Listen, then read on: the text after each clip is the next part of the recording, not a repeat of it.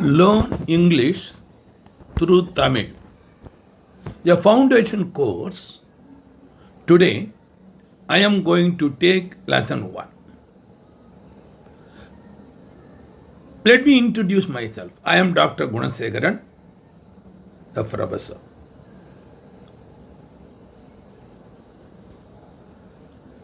I am having an institute. Vetri welcomes you all.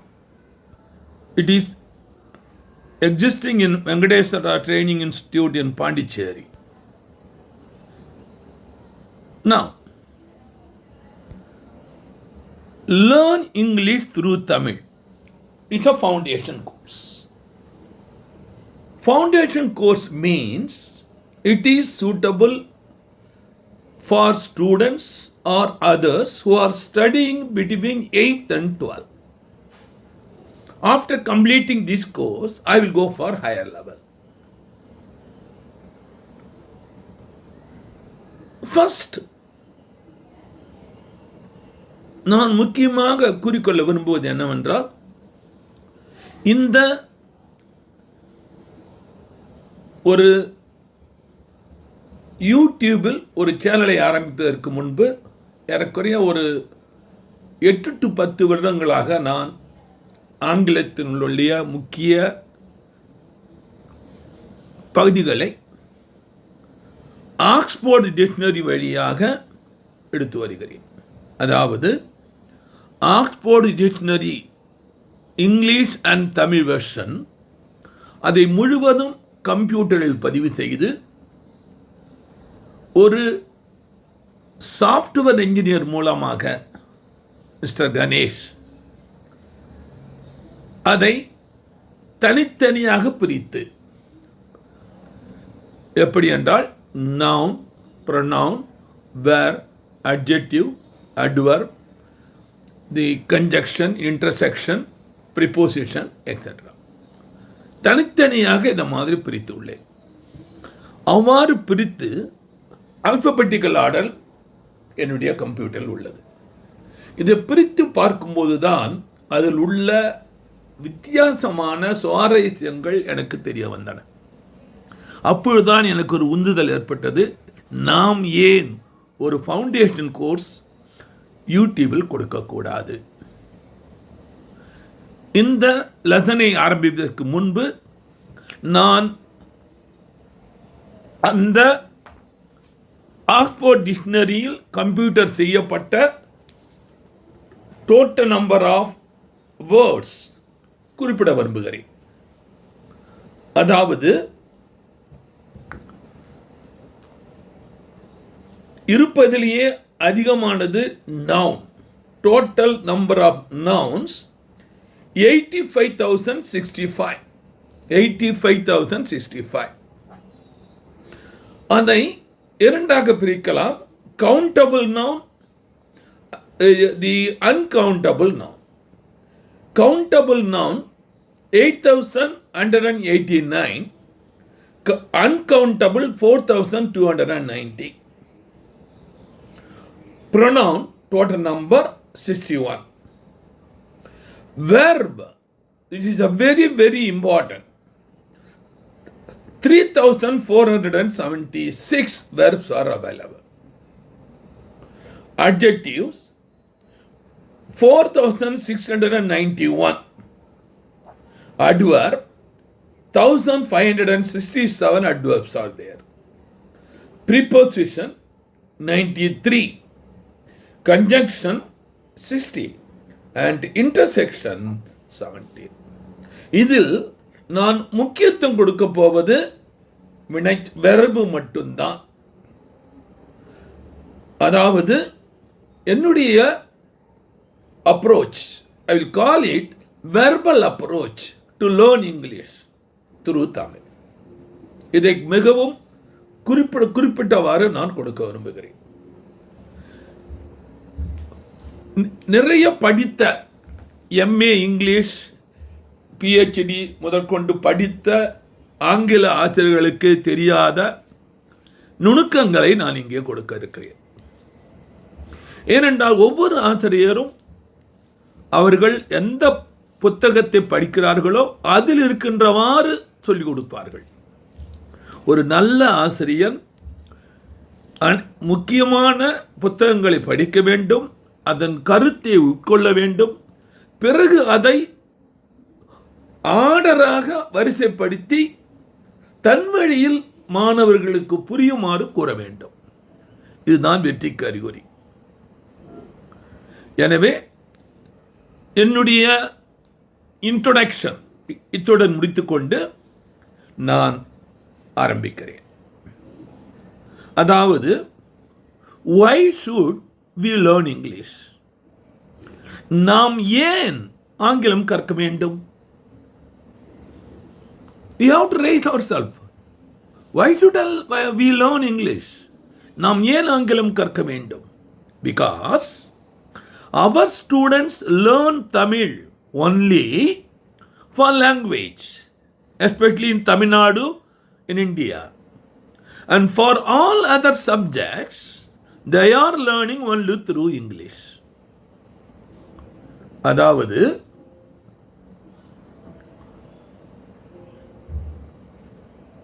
நம் மாணவர்கள் மொழிக்காக மட்டுமே தமிழை கற்றுக்கொள்கிறார்கள். The language, தமிழை கற்றுக்கொள்கிறார்கள். மற்ற அனைத்து பாடங்களும் ஆங்கிலம் மூலம் கற்றுக்கொள்கிறார்கள். ஆனாலும் 12th முடித்த பிறகு வெளியே செல்லும் பொழுது எந்த ஒரு மாணவரையாவது கூப்பிட்டு மேடையில் அழைத்து ஒரு 10 நிமிடம் ஏதாவது ஒரு சப்ஜெக்டை கொடுத்து பேச சொன்னால் பேச தெரியாது. ஏன் தமிழிலேயே பேச தெரியாது. பேசுவது என்பது ஒரு கலை, அது அனைவருக்கும் வராது. ஓகே, நமது ஃபவுண்டேஷன் கோர்ஸ்க்கு வருவோம். How do we learn English? நாம் எப்படி ஆங்கிலம் கற்குவது? நாம் எவ்வாறு ஆங்கிலம் கற்க வேண்டும்? நாம் எப்படி ஆங்கிலம் கற்க வேண்டும்?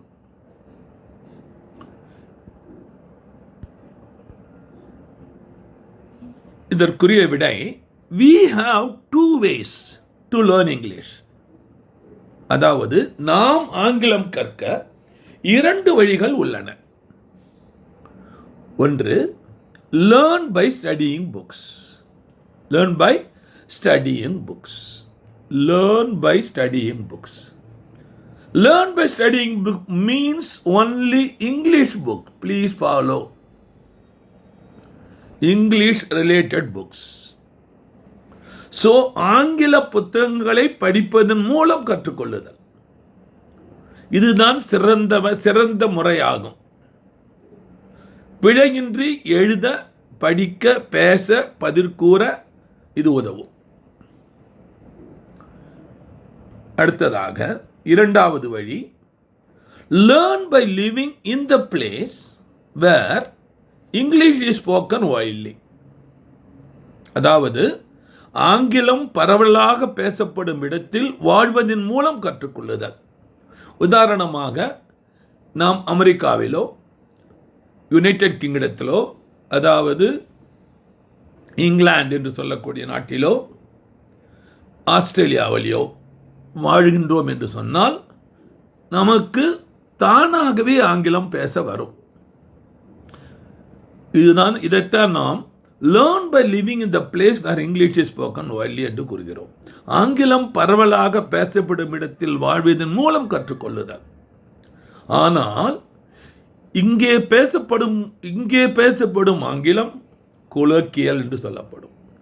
அதில் மிகவும் தவறுகள் இருக்கும், பிழைகள் இருக்கும். கிராமரை அது ஒபே செய்யாது, பின்பற்றாது. ஆகவே சிறந்த வழி புத்தகங்கள் மூலம் படிப்பது மட்டுமே. Now, step 1. இப்பொழுது நான் குறிப்பிடுவது 8th ஸ்டாண்டர்ட் முதல் 12ஆம் வகுப்பு உள்ள மாணவர்களுக்காக என்று சொன்னேன், ஃபவுண்டேஷன் கோர்ஸ். இந்த சேனலை யூடியூபில் பார்க்கின்ற மக்கள் ஏபிசிடி தெரியாதவர்களும் இருக்கலாம். அவர்களுக்காக நான் ஆங்கில எழுத்தையும் தமிழ் எழுத்தையும் அனைத்தும் கொடுத்திருக்கிறேன். அவர்களுக்காக. மற்றவர்களை இதை ஸ்கிப் பண்ணி விடலாம், இதை தவிர்த்து விடலாம். Now, study capital letters in English. ஆங்கிலத்தில் பெரிய எழுத்துக்களை படிக்க வேண்டும். Capital letters. இப்பொழுது பாருங்கள், ஆங்கிலத்தில் capital letters A, B, C, D, E, F. F என்பது கூறும்போது if சவுண்டு இப் என்று வராமல் மாற்றி F என்று கூற வேண்டும். அதே மாதிரி G என்பது வடமொழி எழுத்து, அதை C என்று தான் நாம் குறிப்பிடுவோம். அது C அல்ல, G வடமொழி. H, I, J again வடமொழி. K, A, P, that is the M, N, O, P, Q, R, S, T, U, V, W, X, Y and Z. Z என்று நாம் படிக்கும்போது வயதானவர்களுக்கு தெரியும். அப்பொழுது நாம் படித்தது Z, ஆனால் இப்பொழுது படிப்பது Z என்று கூறுவார்கள். உதாரணமாக நாம் படிக்கின்ற ஒரு வார்த்தை இது ZOO, ஜூ. விலங்ககம், விலங்குகள் இருக்கக்கூடிய ஒரு இடம் ஜூ. இதை ஜூ என்று கூறும்போது சவுண்டு ஜி சவுண்டு வருகிறது. எனவே தான் இசட் என்று குறிப்பிடாமல் ஜி என்று குறிப்பிட்டுள்ளேன். இதே மாதிரியாக study Tamil small letters in English. ஆங்கிலத்தில் சிறிய எழுத்துக்களை தமிழ் மூலம் படிக்க வேண்டும். தமிழ் மூலம் படிக்க வேண்டும். உதாரணமாக நாம் எழுதும்போது, ஆங்கிலத்தில் எழுதும்போது முதல் வார்த்தையில் முதல் லெட்டர் மட்டும்தான் கேபிட்டல் இருக்கும். நடுநடுவே சில இடங்களில் வரும். மற்ற எல்லா இடத்திலும் ஸ்மால் லெட்டர் மட்டும்தான் வரும். எனவே இங்கிலீஷ் ஸ்மால் லெட்டரை அறிந்து கொள்வது முக்கியம். இங்கே பார்க்கவும், A small letter, B, C, D, E, F, G, H, I, J, K, L, M, N, O, P, Q, R, S, T, U, V, W, X, Y and Z. இது ஆங்கில சிறிய எழுத்துக்கள்.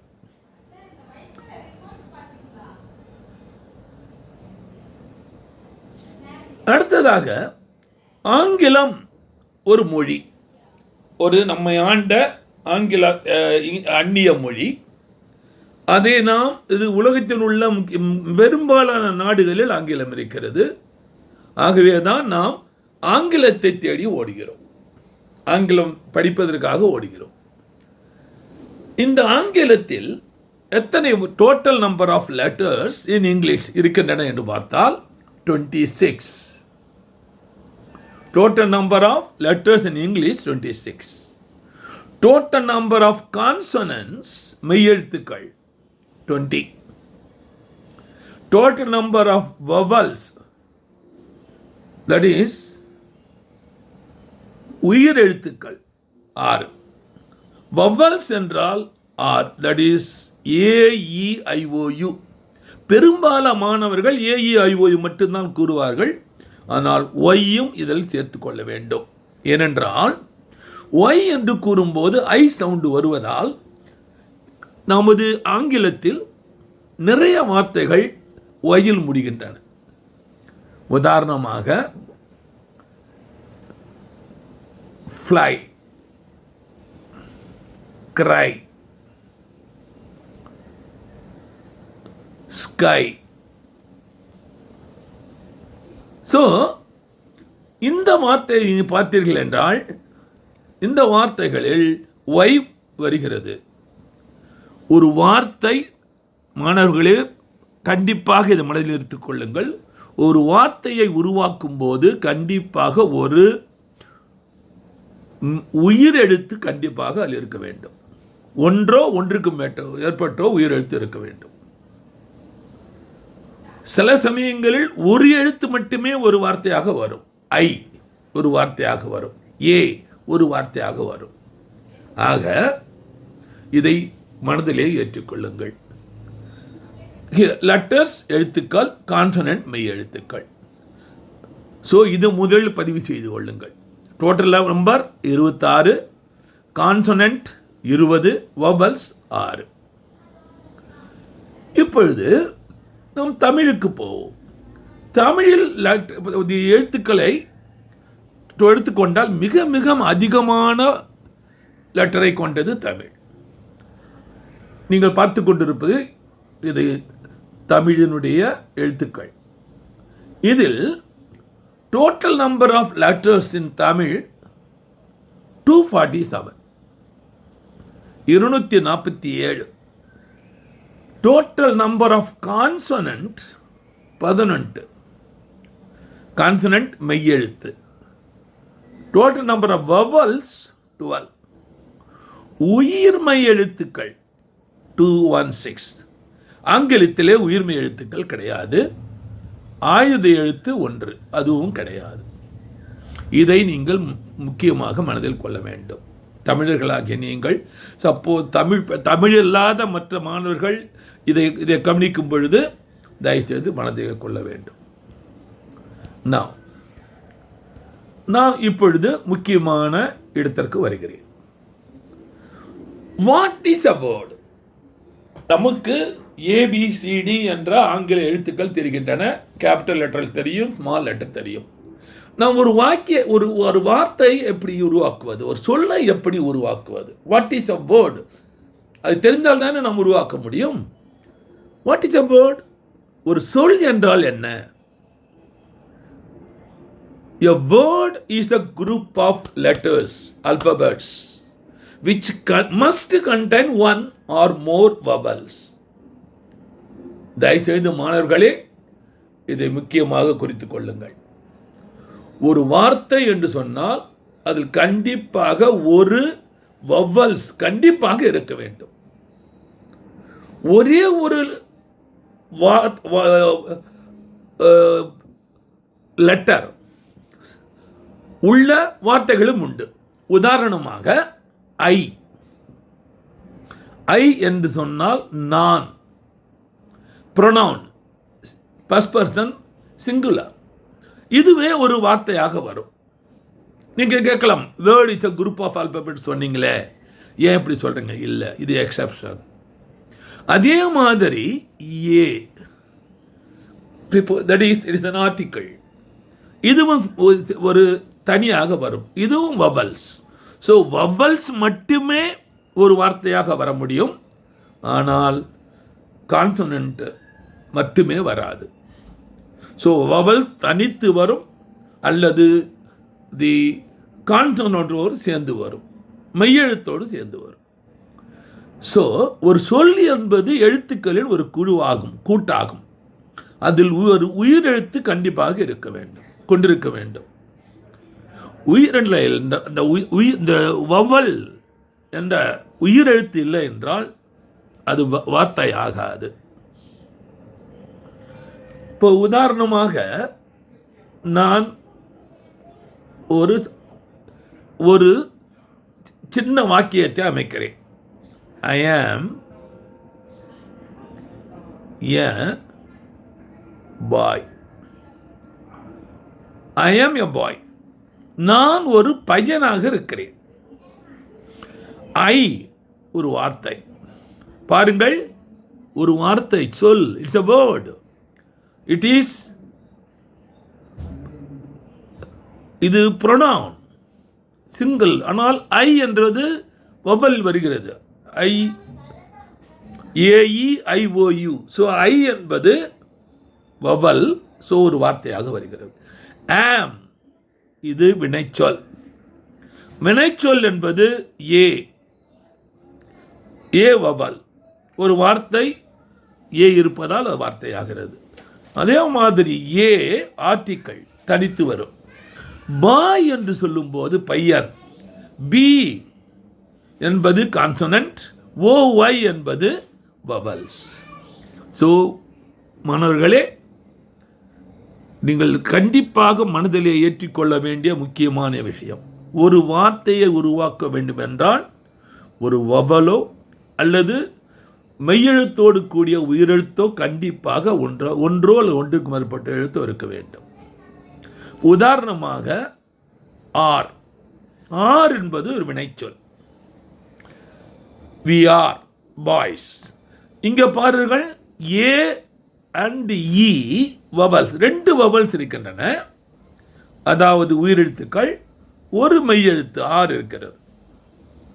ஆக இதுதான் வேர்ட் என்பதற்குரிய மிக மிக எளிதான விளக்கமாகும். அடுத்து types of words are you can say spoken English. நாம் பேசுவதற்கு, எழுதுவதற்கு, கேள்வி கேட்பதற்கு அனைத்திற்கும் நமக்கு தெரிய வேண்டிய மொத்த பார்ட்ஸ் ஆஃப் ஸ்பீச் 8.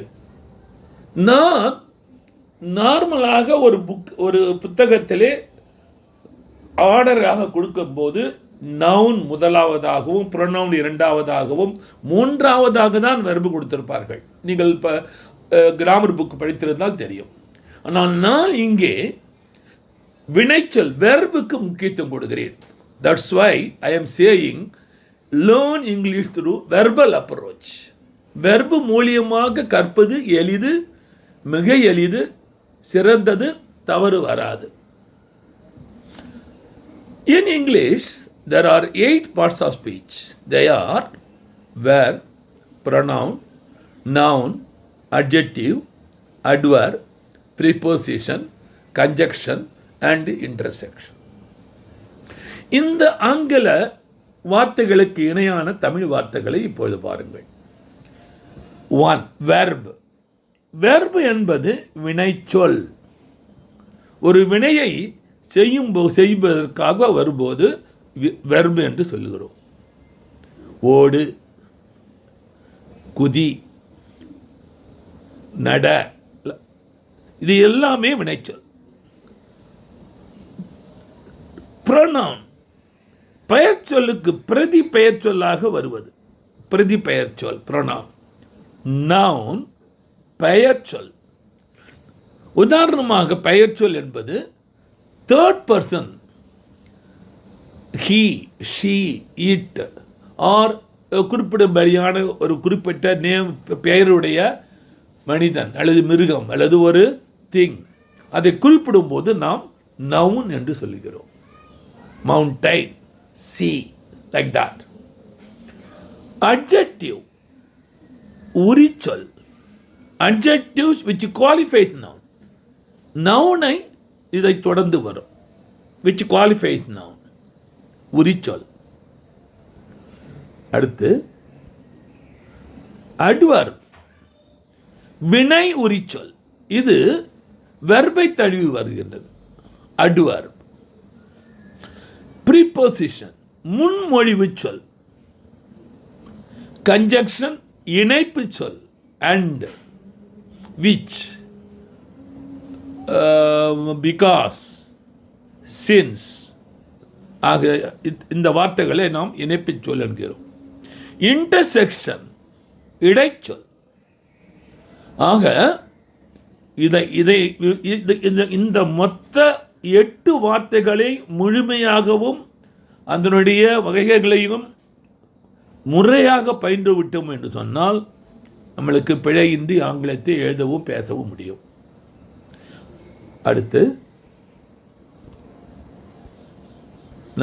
நான் முக்கியமாக குறிப்பிட விரும்புவது இதுதான். Learn English through Tamil my verbal approach. இது எனது அணுகுமுறை. இது என்னுடைய புதிய முயற்சி. நீங்கள் எத்தனையோ வீடியோக்கள் பார்த்திருக்கலாம். அவர்கள் வெர்பை முதன்மைப்படுத்தி யாருமே நடத்தியிருக்க மாட்டார்கள். நான் வெர்பை முதன்மைப்படுத்தி நடத்துகிறேன். ஏனென்றால் நான் ஏறக்குறைய 5 மொழிகளை கற்றவன் என்ற ஒரு அனுபவத்தின் மூலம் இதை சொல்கிறேன். வினைச்சொல் அணுகுமுறை மூலம் தமிழ் வழி ஆங்கிலம் படிக்கவும். அல்லது படிக்க வேண்டும். Learn English through Tamil by verbal approach. அடுத்து வெர்ப். வெர்ப் என்றால் என்ன? வினைச்சொல். அப்போ then we must know the definition. What is a verb? A verb is a word. Word is a group of letters. Please follow. Verb is a word that tells us or asserts something about a person, something about a person or a thing or animal, anything. Verb is the word derived from the Latin word verbum. இதுதான் verb என்ற வார்த்தை வெர்பம் என்ற Greek லெட்டரிலிருந்து வருவிக்கப்பட்டது. மறுபடியும் கூறுகிறேன். A verb is a word that tells us or asserts something about a person or animal or thing. Verb is a word derived from Latin word verbum. இதற்கு தமிழாக்கம்.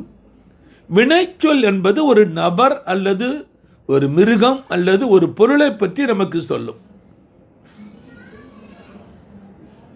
வினைச்சொல் என்பது லத்தீன் வார்த்தையான வெர்பம் என்பதிலிருந்து உருவான சொல். Historically we must know it is derived from the Latin word verbum. அடுத்து a verb definition பார்த்து விட்டோம். அது என்ன கூறுகிறது என்பதை நாம் பார்க்க வேண்டும். A verb may tell us 3 பொருள்களை அது நமக்கு கூறுகின்றது. முக்கிய வினைகளை நமக்கு அது கூறுகிறது. ஒன்று what a person or animal or thing does as. ஒரு வினைச்சொல் நமக்கு சொல்லுவது ஒரு நபர் அல்லது மிருகம் அல்லது பொருள் என்ன செய்கிறது என்பதை பற்றி சொல்கிறது. உதாரணமாக இங்கே 3 வினைச்சொல்லை கொடுத்துள்ளேன். லைக் பிடித்தல், டாக் பேசுதல், வாக் நடத்தல். இது குறிப்பிட்ட வினைச்சொல். அடுத்ததாக what a person or thing does, kindly follow, does செய்கிறது. என்ன செய்கிறது? அந்த பர்சன், அந்த அனிமல், அந்த பையன் ஓடுறானா, நடக்கிறானா, சிரிக்கிறானா, குதிக்கிறானா, இல்லை அனிமல் ஓடுகிறதா, சாப்பிடுகிறதா, இல்லை அந்த திங், அந்த டாக் ஆர் இன்செக்ட் ஆர் அந்த மரம் என்ன செய்கிறது? ஆடுகிறதா, அசைகிறதா? இது எல்லாமே what a person or thing does as. இரண்டாவது இதற்கு எடுத்துக்காட்டு 2 எடுத்துக்காட்டுகளை கூற விரும்புகிறேன். ஒன்றாவது ராமர் ஈட்ஸ். இங்கே ஈட் என்பது வினைச்சொல்.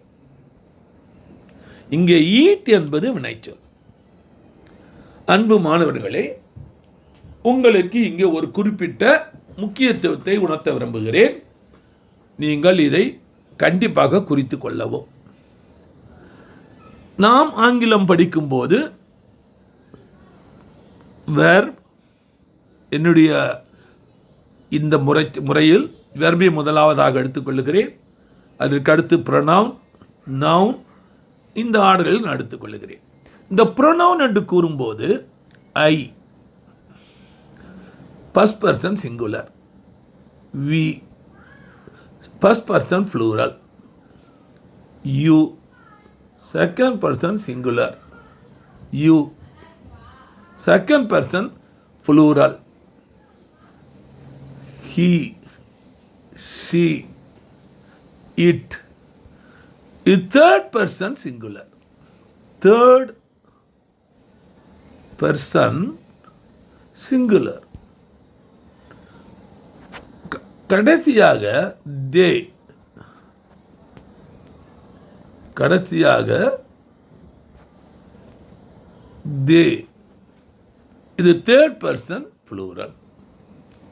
அப்பொழுது நாம்